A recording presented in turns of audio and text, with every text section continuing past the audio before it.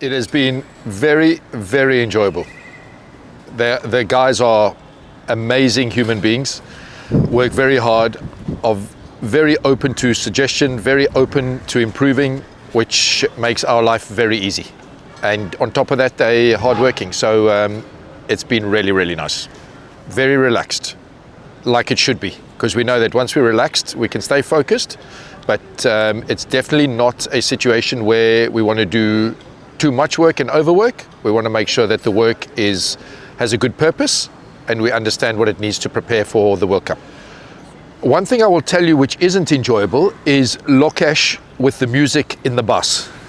So once I can find a new DJ, then the bus trip will be more relaxed. But look, every moment has been enjoyable. Everybody always has a smile on their face. Everybody is enjoying themselves. They have no issue with working hard, but slowly but surely they're starting to understand that it's not only about putting in repetitions and hours, it's the quality of the repetitions and the hours we put in, and they're starting to see the benefit of that. That depends. It depends what kind of day we're having. I've enjoyed it a lot because Abdul, the strength and conditioning coach, who does an amazing job with these guys. Every tour I come on, I see the improvement. I see how they're getting better, strength-wise. And their cardiovascular. I really enjoy my fitness, so it's easier for me also to have conversations with the players around breakfast time, dinner time. They ask a lot of questions about the strength and conditioning part, about nutrition, but day to day it will depend. On a practice day, I've worked with Stuart Law a lot. My job is to get everything organized, make sure that everybody has what they need. On a day off, there's a lot of planning to be done, a lot of analysis to be done. So it very much depends on what we have on the schedule. Look, it's the same, I think, with most associate nations. To compete against the top teams, you need pace, you need good spinners, which we do have. We need to be able to, the batsmen have to play the ball above 140 kilometers an hour. But you have to take into account that that can only be achieved by touring and going to other countries. We saw the benefit of going to Australia before the qualifiers, playing top quality opposition, people with pace and bounce. It made it a lot easier for us in Oman. But it's the staff you bring in, which I think is going to be the most important thing. Having someone like Ian Harvey, one of the best white ball bowlers Australia have had, the guys are going to learn so much from him. So yeah, it's what Nepal do in the future. Listen to the consultants that come in, but understand that unless we have bowlers who can bowl at high speed and batsmen who can play against high speed, it's always going to be a challenge to compete against the top team. So that's probably what we need. The strength and conditioning part, these guys, and as I said, with Abdul, he is fantastic. They just have to understand that you can't just do strength and conditioning part in clumps. It has to be part of your daily routine. I don't think it's about the brand. I think the brand that you want the guys to play is the one that is aligned closest to the strengths of the team. You hear a lot of people talking about fearless cricket. I mean, what does that mean? It means different things to different teams. So we're more interested in trying to get this team to adapt to situations, more interested in them adapting to conditions we play in, but most importantly to play a brand which aligns with the strengths of the group, rather than trying to be anybody else. I mean, fielding is at the top of our chain. We could comfortably be one of the, if not the best, in the top 3 fielding teams at this World Cup. That is a controllable. Every team can control how they field, and it's the one time in cricket where you actually play together as a team. So that's very exciting. From the time I joined, I've been very impressed with the level of fielding, but more important, the enjoyment in the fielding, because there's so much care in this team that they look after their bowlers. So that is a non-negotiable, and it's not a case of cramming. It's a case of just getting 5 or 6 minutes done every day, and you will see the benefit on that. Fitness is a non-negotiable because fitness is a discipline. Fitness and fielding tell your teammates how much you care about them. The bowling and the batting, that's individual. That you can be a lot more selfish with.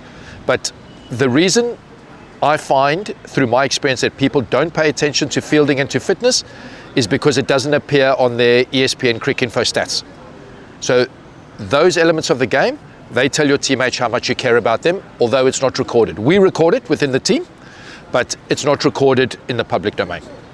Nothing changes. The one thing we're very, very conscious of is that because there's a lot of nervous energy, that the players don't do too much. Because the realization that although it takes a lot out of you physically, it takes a lot of mental energy, and that can be very draining. So we don't want the players to do anything different from what they've done before. What we will do is be more specific. The speed of the ball is going to be probably a little bit quicker.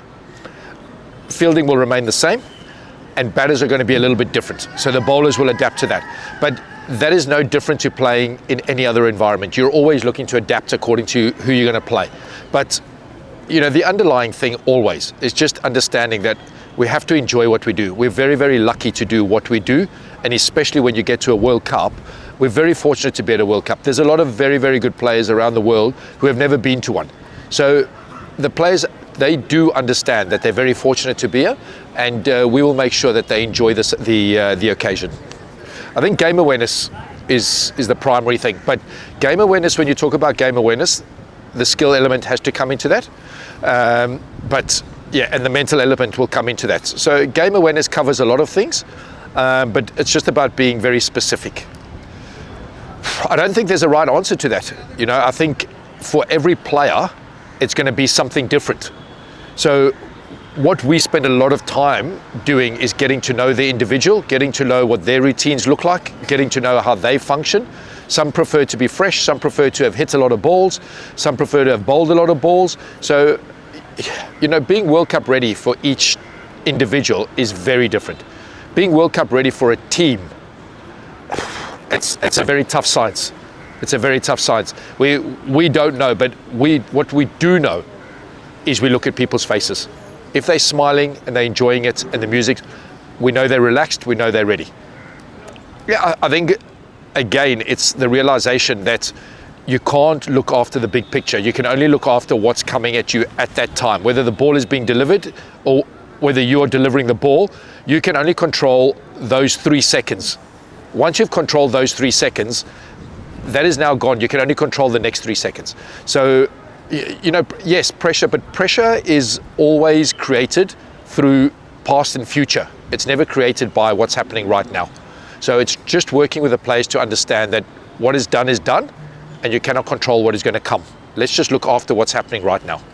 I think there's a few, to be honest. I think there's a few. And, you know, World Cups are different. World Cup throws some surprises out on players that you don't think, because you don't see it until it happens, that they thrive under that pressure. So, you know, I've really enjoyed someone like Dipendra Ari. I've really enjoyed like Kushal Bertal. You know, Asif is very quiet but goes about his work. It's hard because you name players and then other players feel like you've left them out. But any one of these players has the ability to win games for Nepal, and that's the exciting part. We just want to make sure that they relaxed and ready to be able to take that opportunity. I mean, since I've been with Nepal, whether it was in Scotland or Oman, the fans have been unbelievable. Like, it's been such a surprise, even to me, how they follow this team around, but how they positively impact this team. You know, it's just like a party atmosphere. You know, it's almost like the West Indies, and they just love it so much. It puts a smile on your face just watching them in the stand, but the players also understand how important it is to those fans, and they really enjoy the support they get, but they really enjoy being able to give them the joy, giving the fans joy. But, you know, I'm looking forward to it. I think Nepal will be the second most followed team here in India. India will have the most fans, but Nepal probably second. I mean, for us, we know success looks like being competitive. Just being competitive in every game. You can play the best game of cricket and the opposition can just play better on a day. You can also win having played not very good cricket. So if we let the outcomes get ahead of us here, you start adding pressure. So for us, success looks like being competitive in every game. And that's all we can ask. Thank you, sir. You're very welcome.